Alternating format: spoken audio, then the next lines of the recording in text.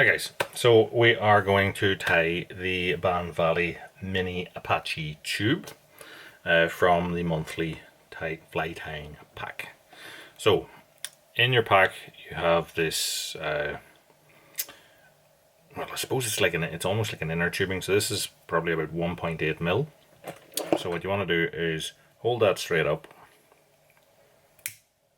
take a lighter, and by doing it at those angles, what you'll see is that the flame goes up, and therefore it helps you to control the shape that you get from your tubing. So we're trying to flare this tubing to create a dam that is going to hold our junction tubing, so silicone tubing. So what will happen is when you have the fly tied, you then slide this little centimeter or so of the junction tubing that comes over with it. This is what's going to hold your hook in position.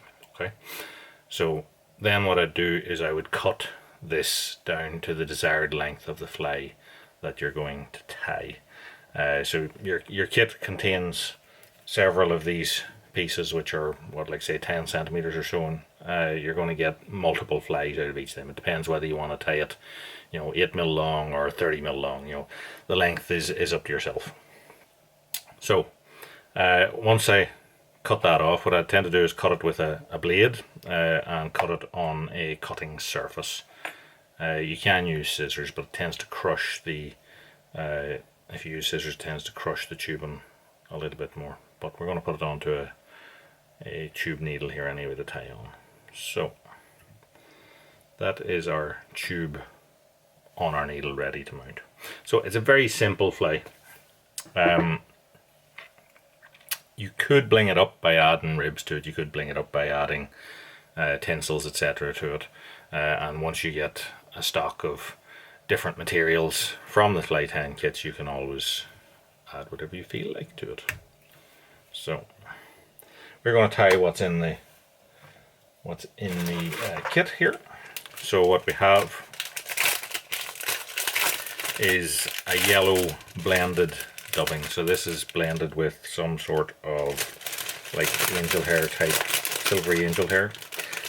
I find that silver tends to go with this red and yellow coloration. So the Apache is a famous fly from the Garva area, and also it's a color combination that I also use myself in my Derg Destroyer, and it's really effective, especially for fresh fish but also back end fish. So I would dub on some of that dubbing, and then we're going to create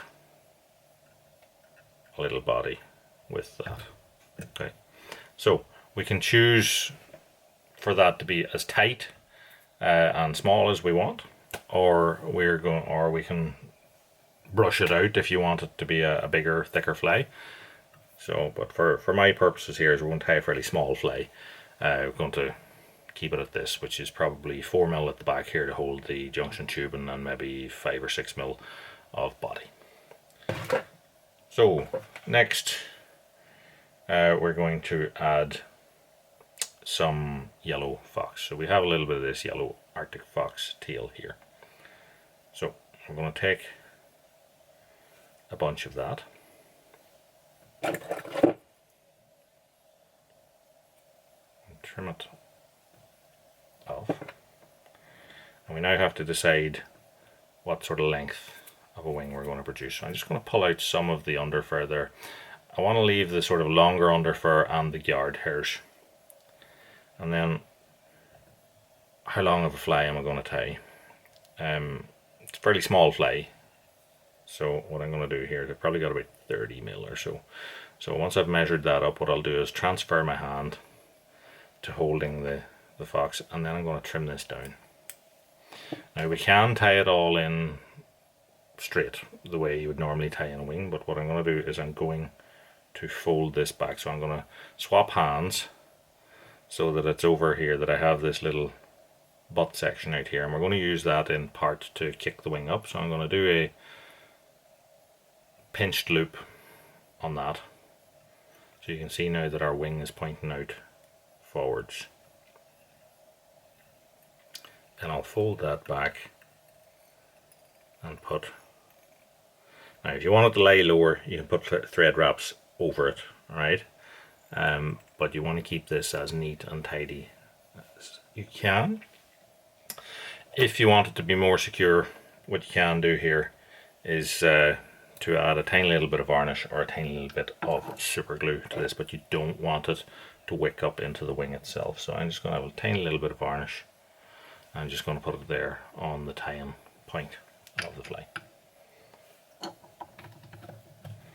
So next then we have the red fox, and when I've been fishing a tube similar to this for quite a while, and what I would tend to do is when I have high clear water, then I would fish it with the red wing on top, and when I have dirtier water, I will fish it with the red as the underwing and a bigger yellow wing on top, and that makes I think the difference in high colored water. So I'm going to take a bunch of that.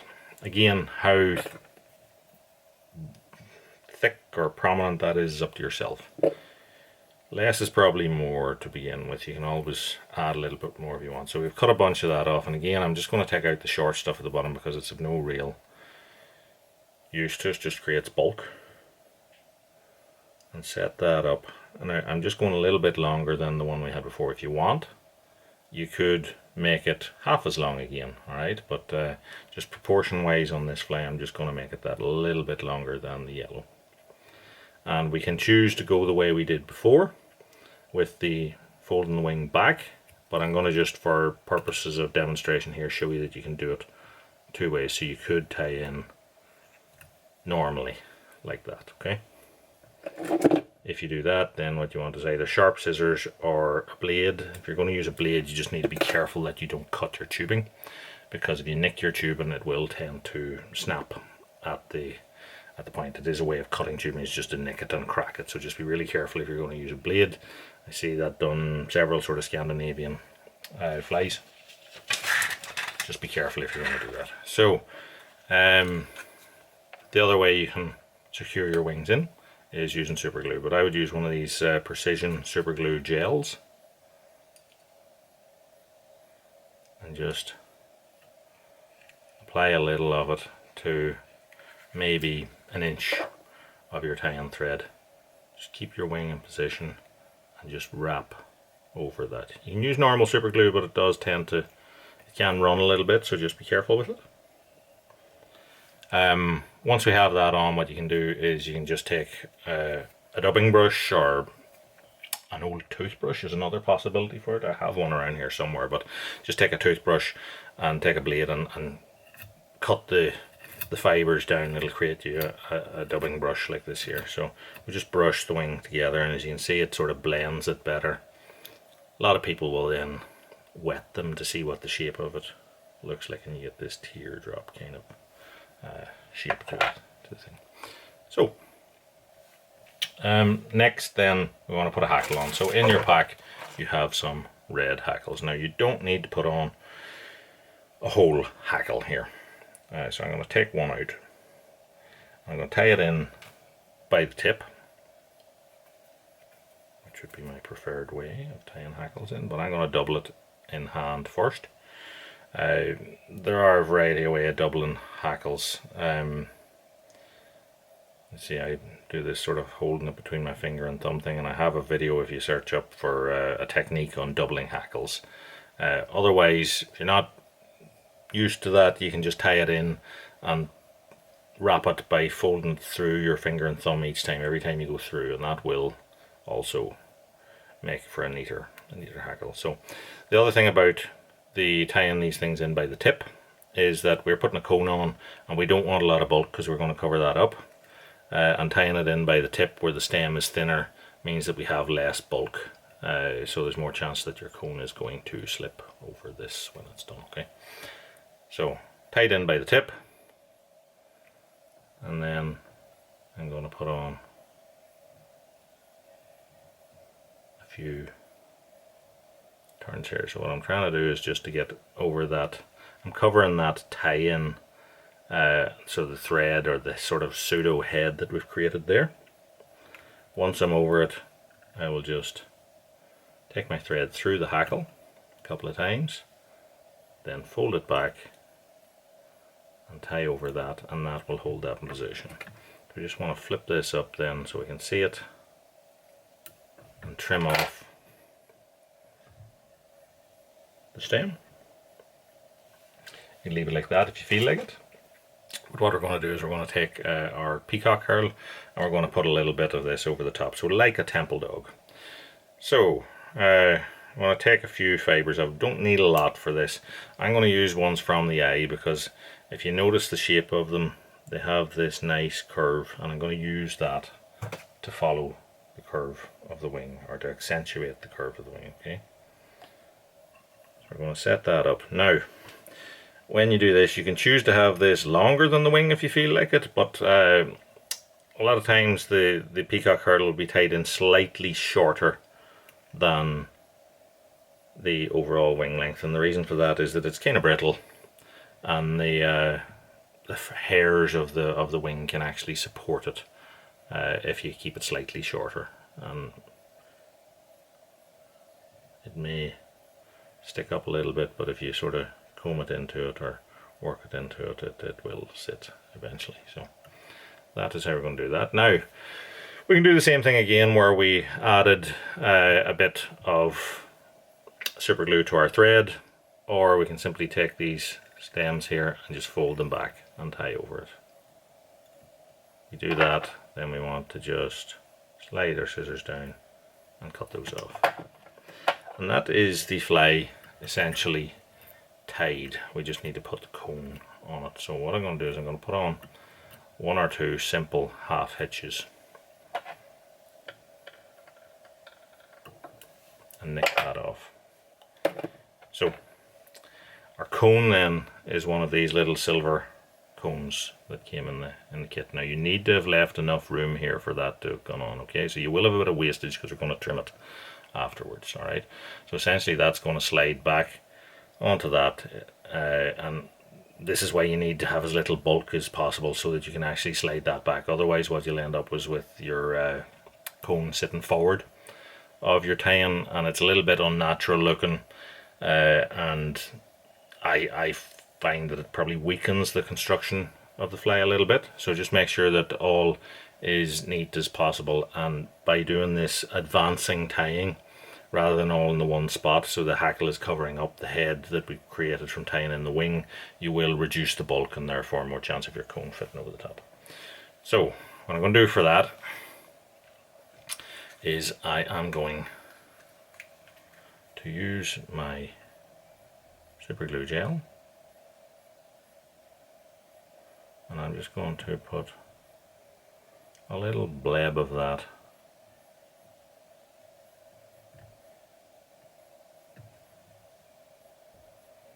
around the head that we've created. Being super glue gel, it gives you that bit of time to work with, and then I'm going to just slide my head, my cone head, back onto that, and using my nails I'm just going to keep it in position until it kind of sets itself. So that's fly tied. We just need to cut our tubing down here and then flame it. So that can be done on vise, in which case you just take a blade and push it into it, and then if your vise is rotary you can roll it round and that will cut it, or take it off and cut it off with either scissors or the blade on a cutting surface. So that's what I'm going to do here, is I'm just going to cut that back, and what I've done is I've left 2 mil, say, there. Again, we're going to flame this, and we're going to flame it vertically. Again, the reason for that is my flame, because it's hot, because the gas in it is rising, is going to go upwards. If I do it this way, there's a chance that it'll blow and it'll get into my dress and set fire to the fly, burn off bits that I don't want burnt off. So we're going to flame it vertically. Start your lighter, move in, and just take it down till it touches it. Take it down in steps. So I'm blowing it just to cool it, and then what I'll do is I'll pass my needle up it the opposite way and that just makes sure that the hole that I've created is patent, so that when it comes to actually fishing this thing, that you can pass your leader through it.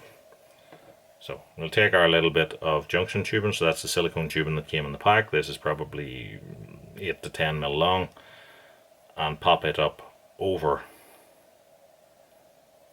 that little flange that we made at the back, so that'll hold it in position, and that is our fly tied. So that is our little Apache style mini tube from the Bann Valley kit. So we could obviously bling this up a bit. We could add a little bit of flash into the wing, etc. So I said, once you build up your pack, so you have other materials, you can add those into it. This junction tubing is over clear tubing here. If you chose to wrap a coloured thread or a silver tinsel or something over that there, that will show through because this is clear tubing. And those are ways that you can obviously alter the fly, or bling it up, shall we say. The other thing is the Apache originally did not have jungle cock on it, so this is in keeping with the Apache pattern. But you could add jungle cock eyes to this if you have them. As I said, there are a variety of different ways of changing or adapting your patterns as you go along. So hopefully you liked the video tonight. If you did, check out all the other videos on the Bann Valley channel. As I said, there's several of us by several different tires, and if anybody's interested in purchasing the kits, then just contact Sebastian at bannvalley.com.